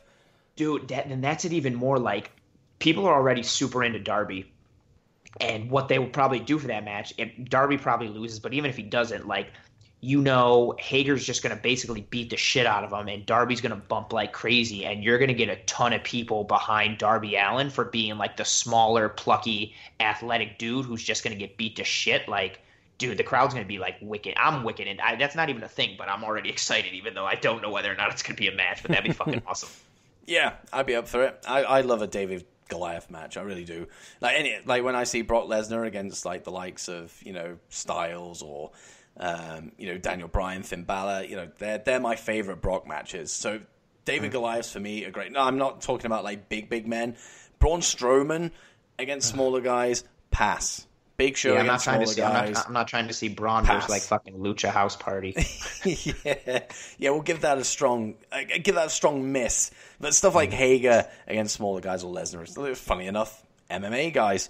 But those are my highlights from AEW this week. But like, do you have anything else like outside of what we've already said that really stood out for you? Because I know there was other good stuff that happened, but you know, they were the ones that really actually stood out to me, and you know, I felt, you know, really made the show exactly what it was, which was great and fun. I agree with you for a lot of them, and the only one I'm going to add in, Rio's performance. Actually, well, I thought the women's division as a whole, I haven't been going into it like the whole creation of AEW. I was wondering how their women's division would do without like a true star to really anchor it. I think they have talent, but they don't have like an A-plus player or the A or the person that they don't have like a Jericho or an Omega, somebody that they could just hang their hat on and be like, well, this person can carry the division until we're like established. So I was a little not concerned, but eager to see what would happen with them. And I've been entertained with all the matches so far, for the most part. And I thought Rio versus Britt was, for overall, actually a pretty good match. Britt is still like super green, but everybody just in the crowd seems to be super fucking into Rio. And I mean, it's like easy. She's small, but she's athletic, and she can still pull off suplexes, and she's easy to get behind. And I thought the finish to that match was really cool. Britt going for the fucking mandible claw, and like Rio refusing to open her mouth, and then just rolling her up and getting the quick count like right away was a cool ending. That was a unique spot. I liked it. I liked Rio's pace. I was a little hesitant at first with her being like champion. I didn't know how it was going to work, but this match was really good, and I've been impressed with the women's division overall. But that was another highlight for me with this week's episode of Dynamite, especially because, like, again, when you're going up against NXT, like, their women's division is fucking awesome. Shayna is great, and Io Shirai, in my opinion, is the best women's wrestler in the world. And now Rhea Ripley's there, and you still have Bianca and Candice and everybody else that's there. So, like, you have to go up against an established group on the opposing show that you're at war with. So it's not easy, because people are gonna. It's easy criticism if they were to falter in the women's division, because the women's division in NXT is always on fucking point. And yeah, that was another highlight for me. I thought Rio did great. I thought Britt did good as well. The match overall, I was happy with, but I was really impressed with Rio. Yeah, I I think I enjoyed it towards the end, but I think I found it really hard to like get into it. Like, I'm not really sold on Rio. I don't know why. There's just something that's missing there. I can't quite put my finger on it. But I guess over the next couple of weeks, she's still going to be champion, and we'll see how it goes. I like some of the stuff that she does. Like you said, she's got good suplexes around her. And kind of the way that she went around the finish of the match with Britt going for that lockjaw and her like keeping her mouth shut. I really love that spot. Like that's. Yeah. I was watching, I was like, that's actually pretty cool. And then obviously she, rolls her up. WWE would have been criticized for something like that, let's be honest. But I can see that. Yeah, but I loved it. I like the fact that, like, something so simple, like, you don't really think about it. Like, Bray Wyatt at the moment is going around giving people mandible claws, or, maybe going all the way back to when Mankind / Mick Foley used to do it. Like, just shut your mouth. Yeah, just don't open your mouth or like bite their fingers, some kind of something. And I like what the announce team did when they were doing that is they were like, oh, like Rio's not opening her mouth, and it was like, oh, she has it scouted. I thought that was such like a simple, small thing, but it made sense. It was like, oh yeah, like Britt is using like for the longest time with Seth Rollins and Shawn Michaels. Shawn Michaels tunes up the band. Seth Rollins gets ready for the stomp.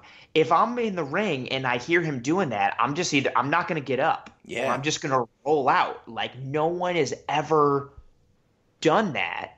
And granted, it's wrestling and it's a show. I get it. But I always thought that from a believability perspective, I would just be like, I'm just not going to get up. Oh, like I feel the ring vibrating and I hear the noise. He's tuning up the band. I'm not getting up. I'm not going to do that. And I thought that was cool that Rio did that. I understand your perspective of not being totally into Rio yet. And I think if she had a bit, granted you could say this of anyone, but if she had another partner or person to really go with, I don't think there's anyone in the women's division that is a very suitable dance partner for her yet. The match with Nyla is also green, and that's a very David Goliath scenario. And then Britt is tremendously green as well. I'd like to see what she could do with a little more established talent. But yeah, I could get why you feel that way. But that finish, like you said, was fucking dope as hell. Yeah, loved it. I mean, it wasn't a bad match. I'm not saying that. It just wasn't a highlight for me this week. But there was a lot of other highlights. To be fair, I mean, we also had the Lucha Bros match against Jungle Express as well, which was a very spot heavy match. I did enjoy it, but again, I don't think it was highlights worthy. No, I've seen better from Penta and Phoenix, and I thought some of their spots were really cool, and I thought they did a good job of actually. You know what? I don't think the match was the highlight, but I was impressed with Jungle Boy. Is another dude. He's extremely young. Doesn't have a ton of experience, but I've been impressed with him just overall, like what I've seen from him in the tag matches and his performances. Like I thought he was just like a spot kind of dude, but he can do a lot. I was impressed with him. Again, not a huge highlight. And I don't know if that's maybe really a detriment against that match or just the fact that we had like a bunch of really good highlight level shit from other stuff in this match. But yeah, I thought that was more just like, Penta and Phoenix are going to beat the shit out of them, and, Marco and Jungle Boy get their stuff in, but we know how that match is going to go. Penta and Phoenix are fucking awesome, though, and I assume they're going to get the tag titles, and their entrance is so good. Their look is so good. Penta still terrifies me with the fucking mask and the paint on his mouth, that was... There, I really wish Luchasaurus wasn't hurt. I feel like that match would, if it was Luchasaurus and Jungle Boy against Penta and Phoenix, I feel like that match could have been the highlight of the entire night. Yeah, because I mean, I actually saw just before we started recording as well that looks like he's out for 3 to 6 months, which is talk about timing, Jesus. The pop's going to be huge when he comes back, though. Oh, yeah. It'll be something like, Jungle Boy's getting absolutely beaten down or something like that, and then out comes Luchasaurus, and then boom. Yes. Like the place will just explode. And Luchasaurus's music is so good, and the like the Jumbotron graphic that comes up with the water like moving like in fucking Jurassic Park is so spot on. Like when that happens, when Jungle Boy's getting beat to shit and that graphic pops up and the cup of water shows up and it starts to move because like the dinosaur's coming, yeah, the crowd's gonna lose their shit. I'm gonna lose my shit. It's going to happen as well. I'm calling it. That's exactly why. That is when Luchasaurus comes back, when Jungle Boy's getting absolutely decimated in the ring. Boom. Here he comes. And it'll be something that I don't think they're going to allude to a lot and mention like, oh, Luchasaurus is coming back soon. And it'll just be like, they'll let you forget about him a little bit, and then boom, he'll show the fuck up. Oh. That's sweet. There's a couple of things we've booked already here that would be just great. I was going to say, they're going to fucking steal. And because Cody is a regular listener of this podcast, they're just going to keep stealing our ideas. Yeah, I would actually say that Cody and Brandy are probably they'll probably listen to this on Monday. I can see them as more like Monday podcast listeners rather than the day this will drop on, Sunday, of course. I can see them, staying up, Monday night in their beds, just kind of they said like, a couple of really cool ideas that like, which one do you think we should go with? What shall we steal? I think the Luchasaurus one, they might go with that one. They're definitely going to go. They're going to be like, did you hear how they fucking booked Luchasaurus's return? Like, that's fucking gold. Like, we have to do that. And Cody's going to be sitting there with his pen and paper. Brandy's got her book that's full of fucking dates. And she's going to be like, on this date, we do it. And Cody's like, yep. And he's going to mark it down. And DDP's going to be curled up on the foot of their bed and be like, that's a great idea, guys. And then he's going to go to sleep. And they're all going to turn out the lights one by one and steal this fucking idea. And I won't see a fucking penny either. No, you fucking won't. Damn. But there we go. That is the AEW highlights for this week. The first ever AEW highlights on the Dowell Pod. And because I'm such a noob when it comes to AEW, I had to draft somebody in. And that's a little bit of a throwback to of course, we had our first chat on one of the first draft in the Draft That series. We did say in there that, while we were talking a little bit about AEW, I said, I'm going to bring him back for some AEW. And I kept up with that. I usually don't. Usually I say, oh, yeah, we'll sort something. And I completely forget about it. We've actually followed through on something here, which is really good. But I was just I'm a noob with AEW. I know that Anthony has, gone to watch it. I know that he's watched every show so far, including Dark. So I'm going to get him on, and he can kind of back me up, and, it'll be a nice 30-minute thing. And now we're looking at an hour and 15 minutes. So, what's funny is I looked at the time and I was like, this is easily over an hour. But we're fucking filled with tangents. And, I'm happy to come back again. All these firsts that I'm a part of for your pod. I was, the first half that episode and then the first one for AEW. Very appreciative that I get to be a part of all these momentous moments for you. And then in this one, too, another one where Cody's going to fucking steal your idea. I know. The spotlight is on me. This is the 25th episode of the Dowell Pod. The spotlight should be on me. But Cody's just going to take that and run with it. And then I'm just going to be there to look like a fucking idiot. Yep. Tickling my pickle. Sat in the corner, just having a tickle. I was going to say, all by yourself in the corner, just having a tickle. Oh, dear. It's not an image that people really want to have in their minds. No, and that's going to be the image that everyone's left with from this pod. Yeah, I think it's a good job AEW highlights are going on first. Mm-hmm. But, Jesus, let's leave them with that. Christ. I would actually love to have you join me for WWE highlights, but we're actually recording this as SmackDown. Well, actually, I think we've been recording that long that SmackDown is actually finished. Yeah, I think or just about to finish anyway. Yeah, in U.S. time right now, SmackDown should be finishing in 6 minutes. Yeah, that sounds about right. Yeah. So I would have actually had you on for the whole show. I've fucking kept you for an hour and 15 minutes. We might as well have just gone straight through. But I haven't watched SmackDown. We both haven't watched NXT. So yeah, we'll do that another time. Hell yeah, I'd love to come back again. I'm a big fan of the pod, and I love being a part of these first and being part of a show that Cody Rhodes is going to steal from. Now before you go off and tickle your own pickle, this is your opportunity to plug your shit. Yeah. I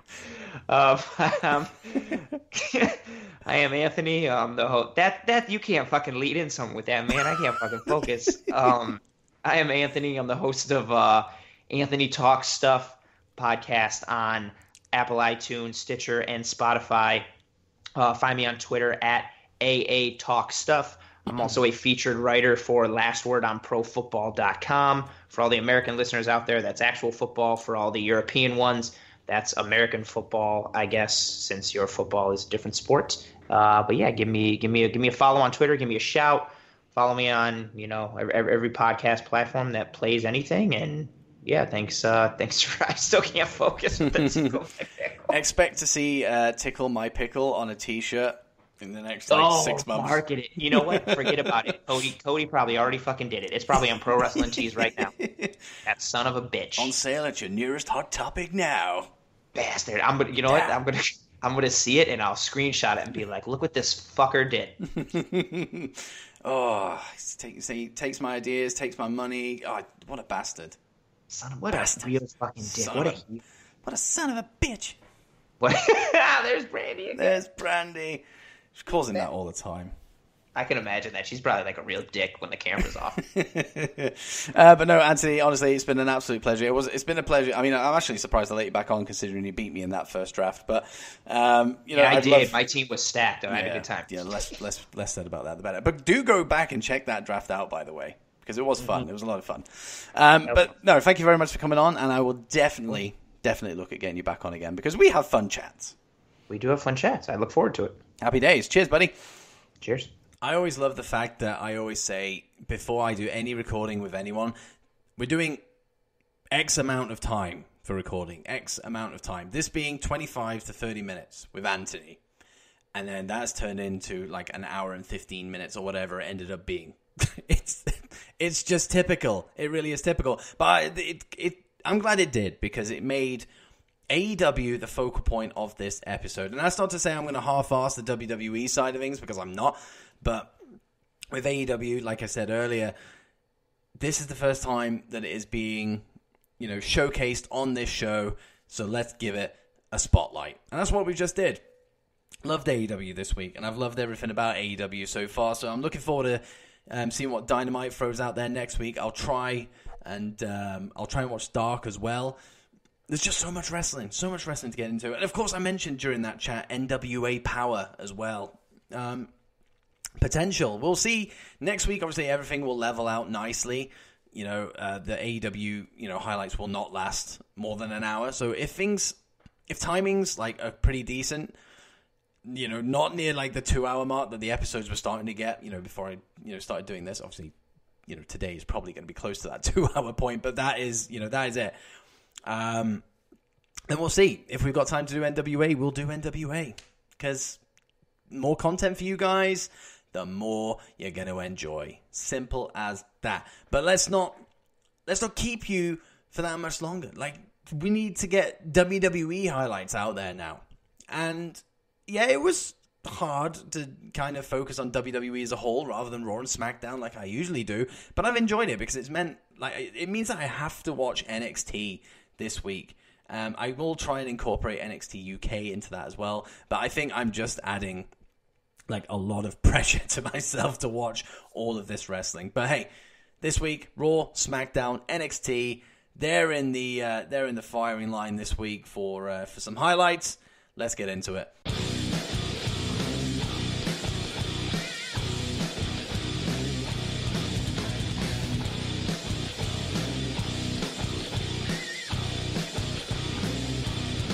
Now, it's fair to say whenever I do these WWE highlights that Raw is going to get, the shitty deal of the whole thing because it aired 6 days ago.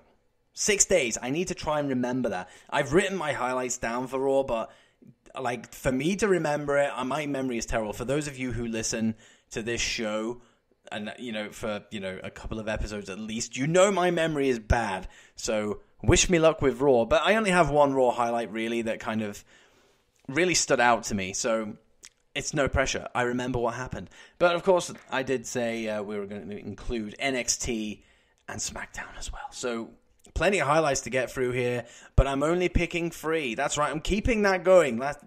Before we change things up here, I did say I would go for the top 3 highlights, and I've made it interesting trying to pick 3 highlights between Raw, SmackDown, and NXT. But it's worked out this week because it's 1 per show.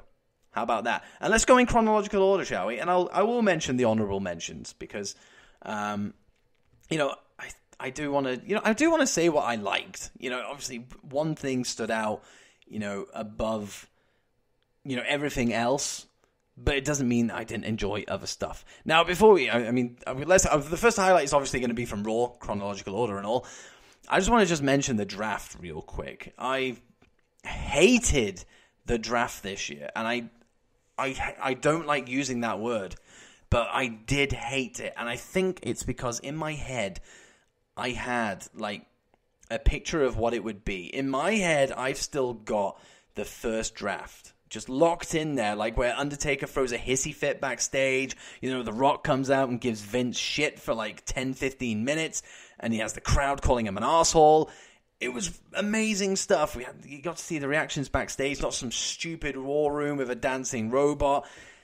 And Steph just coming out was just a complete anti-climax, and it just didn't make sense. Like, everyone's cheering. Oh, yeah, we got Natalya.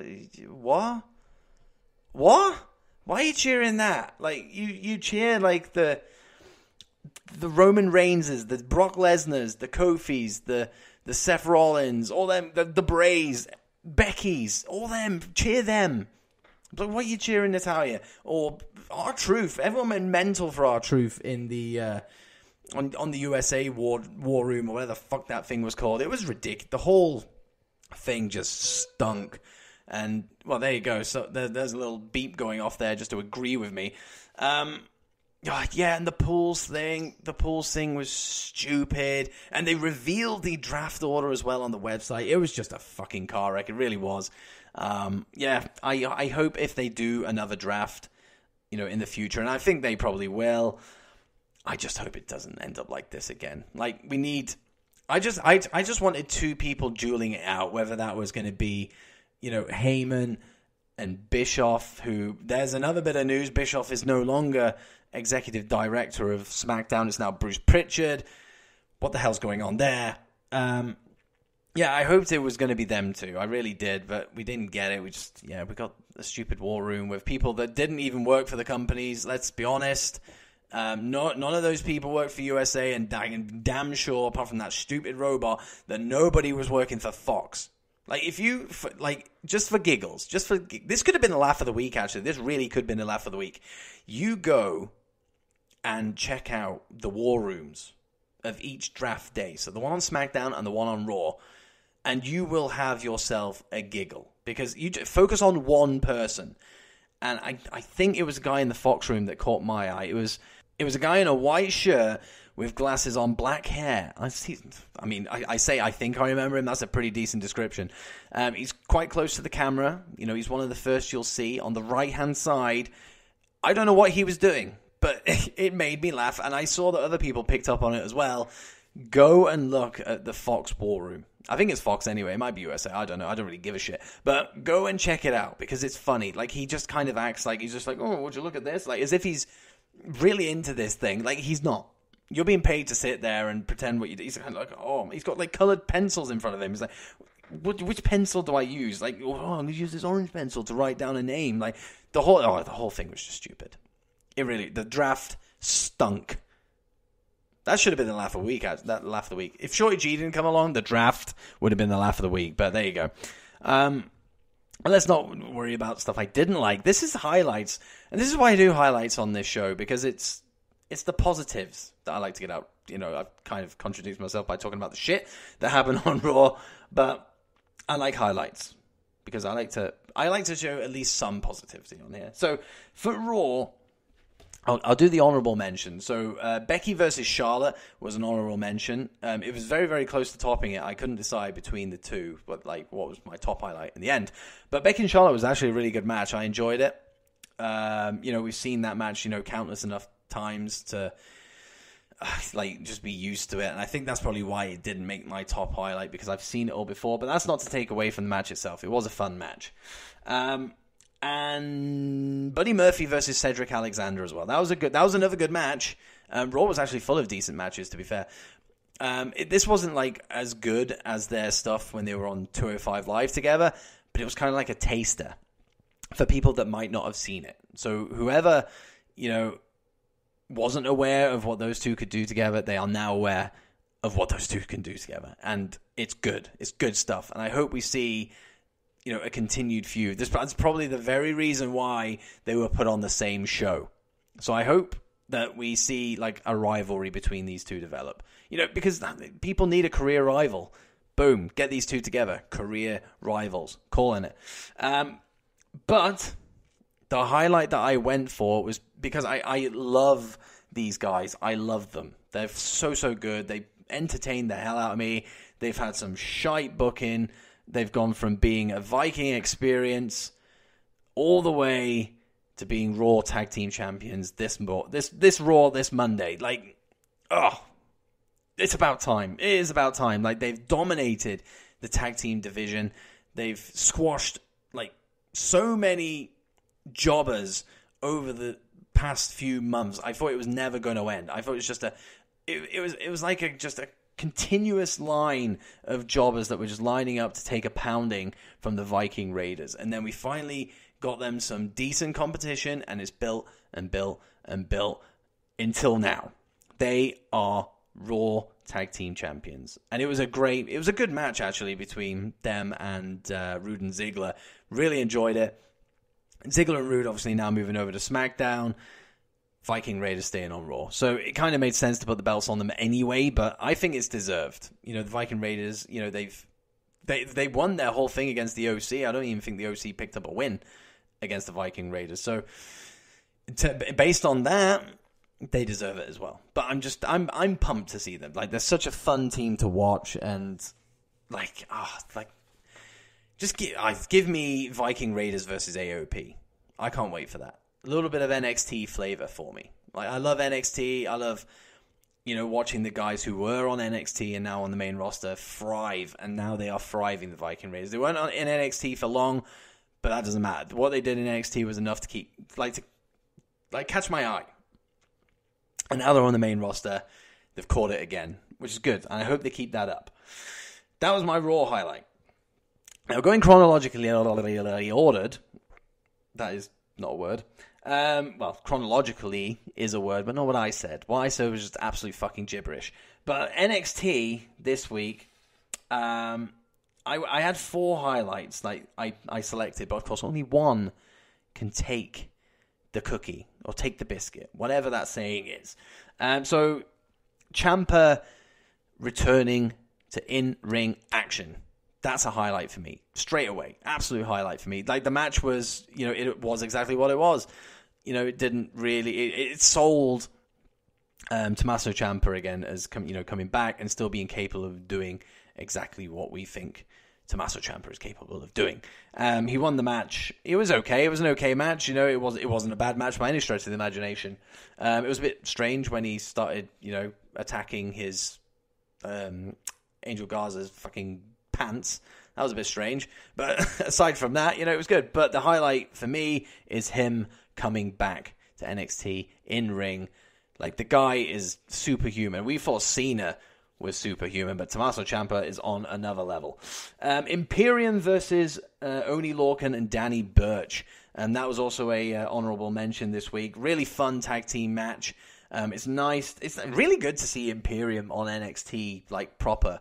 I haven't caught NXT UK since NXT TakeOver Cardiff, so I don't know if Imperium is still making a splash down there. I hope they are, but it seems like they're kind of dual rolling here with NXT UK and NXT in Full Sail. So I don't really know what the crack is. I don't know if it's gonna last forever as such, but I'm enjoying it. It's really, really good to see Imperium, have more eyes on them, because I know for a fact that more people watch NXT than they do watch NXT UK. So there's more eyes on them, more exposure, and I am a huge, huge fan of Fabian Eichner. So any more that I can see him on my TV is a win for me. I love the guy. So good. So good.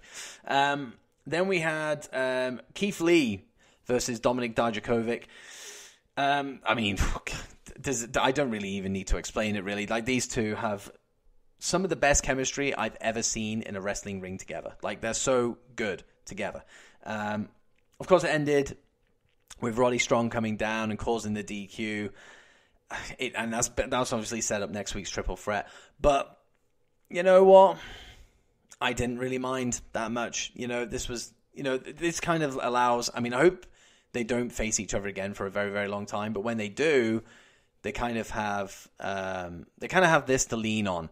Well, we never had that rubber match, so let's have it. And let's hope it's over a title as well, just to add that little bit of sizzle to it. But, oh my God, like, Keith Lee is something else. In fact, Dijakovic is something else as well. Like, you wouldn't think these guys can move as well as they do.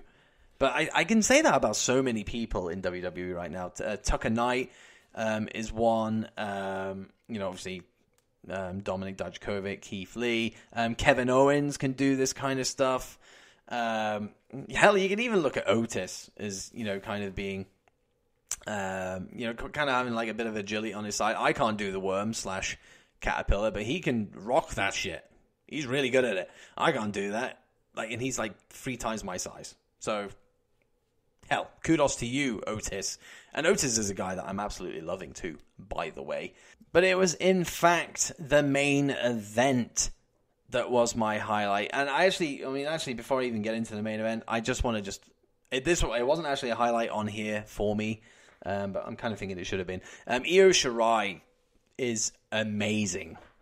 Amazing. Like, since she turned heel, like, what? Like, the entrance music, the look, the moveset, of course, is still more or less the same, but I don't really care. She has a fantastic moveset. I love the fact she cuts all of her promos in Japanese. She's probably actually my favorite female wrestler on the planet right now. I'm not the only one who thinks that. I'm sure I'm not the only one that thinks that. Hey, shout out in the comments on the promo tweet for this episode, and just let me know your thoughts on Io Shirai, because I'm very, very curious to see what you guys think. And I mean, if she doesn't win the NXT Women's Championship anytime soon, I will be shocked. Shocked. I will be. Shock the system. Yeah, exactly. My system will be shocked. But anyway, highlight of the week for NXT, the main event, Pete Dunne versus Damian Priest. 2 guys whose styles meshed really, really well. Now, before the match even started, Pete Dunne came out, and Killian Dane was still hanging around up by the ramp. Pete Dunne did his whole finger breaking thing. I love that. I love that little spot. It's brilliant. So I actually figured that Killian Dane would factor into the finish in some way, but he didn't end up doing that, which I thought was a little bit strange. But I liked it because it caught me off guard. I was kind of like, right, getting to the end of the show now. When's Dane coming? When's Dane coming in to set up Dunne versus Dane? And it never happened. I'm sure it will next week. I'm sure we'll see something next week. But yeah, it was quite refreshing not to see that happen. It was kind of against what I was expecting, so I'll take it. But it was a great match. I really, really, really enjoyed it. And 2 styles that worked really, really well together. I didn't have a clue who Damian Priest was, up until he debuted on NXT. I mean, I think maybe 2 months ago now. Might even be longer. I don't know. But I've been really impressed with everything that he's done so far. I love his entrance. I love the gimmick. I love his moveset, the look. It's just an enjoyable time to watch NXT and see guys like Damian Priest now having the spotlight with that extra hour. I was critical of having an extra hour of NXT, and in hindsight, I'm kind of like, why? Because you're getting an extra hour of something that you really love. But I thought it might just kind of take away, the magic, if you will. But it hasn't. It really hasn't. I'm loving NXT more than ever right now. And, Damian Priest is obviously a big part of that. Pete Dunne is obviously a big part of that. And this match they had together, hard hitting, some really cool spots in there. I love some of the counters in there as well. I think towards the end, Pete Dunne countered, whatever Damian Priest finisher is. I don't know what it's called. Is it called the... No, it's not called the Purge. That's Nikki Cross's. Jesus Christ. It's similar, though. It's similar. It countered that into, the finger break thing. Oh, it was just... It's such a good match. It really was. I think every main event of NXT since it's gone 2 hours has been really good. Kushida and Volta last week was really good as well. So they're setting a high bar. They are setting a high bar. And NXT was really... really good this week. And I actually don't think there was anything... there was not one thing I didn't like. Not one thing I didn't like on the show, and that says a lot. It really does. I'm not saying that because I mark out for NXT or I'm up the bum of NXT. I am a little bit, don't get me wrong, but it's not that. It was genuinely a great show, and that's my highlight: Pete Dunne versus Damian Priest, which of course leaves us with SmackDown on Fox. Yeah, SmackDown on Fox. I enjoyed the show. I know there's people out there who are, not really, they're not really into it at the moment, and I can see why, but, I enjoyed it. I'm back to that stage now where I'm kind of switching off. Raw, didn't really do it for me, the grand scheme of things, but SmackDown did. There was a lot of things to enjoy on SmackDown for me. So, honorable mentions for SmackDown. We had, in fact, actually, I only have 2 highlights for SmackDown. How about that? So there's actually only one honorable mention, and that is Roman versus Shinsuke. I actually enjoyed the match that they were having up until the point where it, got a bit poo-pooed. I mean, it was a bit random that Roman kind of had a IC title shot, but I was kind of like, yeah, whatever, if that's how you're doing it, if that's what's going to sell, getting eyes on to SmackDown, then so be it. Let's build a little rivalry up between them. And yeah, I thought it was a pretty solid opener. It's the fact it started off with a match as well is always like 2 thumbs up from me. If I had a third thumb, I would do it. And in this, don't get your dirty minds out there. I'm not going to use my penis as a third thumb. Not happening. That's not what happens here. But it does. But you won't know about it. 2 thumbs up from me. Having a match, start a show. No promos, no 15-minute feckin' promos. Gone. Get rid of them. Matches, start the show. And it did. And it was a good match until it got ruined. It got poo-pooed. And they, of course, ended up having a tag team match later on the night, which, was also good as well. But the starter opening was a highlight for me over the tag team match. I mean, to be fair, there was other things that happened on SmackDown that I did enjoy, like the women's, I can't remember how many were in there. I'm going to say 6. I'm going to call it the 6-pack challenge. I enjoyed that match as well. It just wasn't a highlight. I enjoyed it. It wasn't a highlight. But my highlight was, and this is going to turn some heads because not a lot of people seem to be on my side with this. Just scrolling through Twitter before I started recording, there's a lot of hate directed at Miz TV section this week on SmackDown because everyone is saying that Miz buried Bayley, and I think that is absolutely ridiculous. If that's what you think and that's your opinion, then that's it. I can't say anything more than that. Like, that's your opinion and that's how you've looked at it. But the way I look at it, like, Bayley is now a heel and the Miz is a babyface, and the Miz is trying to get Bayley to say why the hell she's changed things up, and she wouldn't answer. So he poked the bear. There was no burial, like saying that. It was a great fucking line, saying that Bayley was like Brock Lesnar. Oh, we got a champion that doesn't talk. You must be Brock Lesnar, and then pointed at Sasha saying, "Oh, and you must be Paul Heyman." Great line.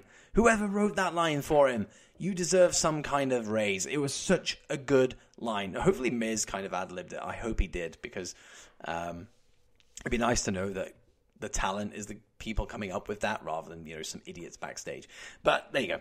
And then saying, look, you've changed the look. Is it because the fans, they stopped cheering you? They weren't respecting you? Where's the burial here? I'm not seeing a burial here. And at the end of the day, Bayley eventually said why she changed.